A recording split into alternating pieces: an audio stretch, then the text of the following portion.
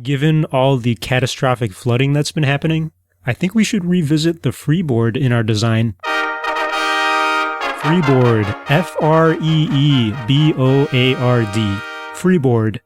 Civil engineers are going to most likely know what a freeboard is, especially if you're a civil engineer who designs buildings that people live in and work in.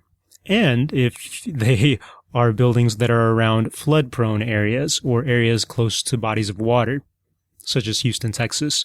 I am in Texas, and lately we know there was Hurricane Harvey, and there were other hurricanes that hit places in the U.S. and caused major flooding. And so I saw the word freeboard in a couple articles in NPR and in CNN because we were starting to talk about what's the freeboard of the buildings in the area. Was the freeboard too low? Was it enough? What's it cost?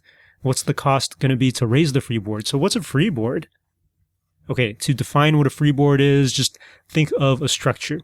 Let's say it's a house that people live in Houston, Texas. And in that area, we know that it'll flood. We've got history to prove it, and we've got records of how high the water gets sometimes and how bad it gets. And so we know, okay, the water goes up to yay high. And so if I'm designing and building this new house for people to live in Houston where we know it floods, well, I want to make sure that the doorway goes above the flood line. I want to make sure that the highest level of the expected flood line, the highest level of water that we expect, is lower than the lowest point of entry, the lowest possible point of entry of water. So for a house, it might be the doorway, or it could be like windows or something, but you got to make sure that water can't seep in. And so the freeboard is just that distance between the highest level of expected water and the lowest point of entry of water in the structure. And so that's a real complicated way of saying, okay, you got to build your house above the water.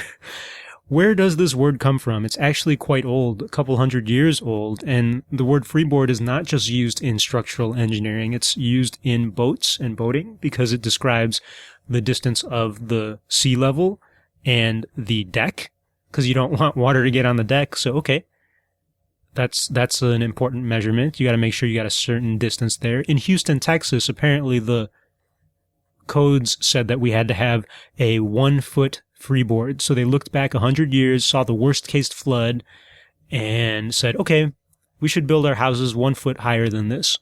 And now people are saying that maybe that freeboard isn't high enough. Or maybe that freeboard would complicate things because, yeah, some houses wouldn't get flooded, but maybe other houses down the road would get flooded. So it's an interesting scientific and engineering problem to figure out the appropriate freeboard.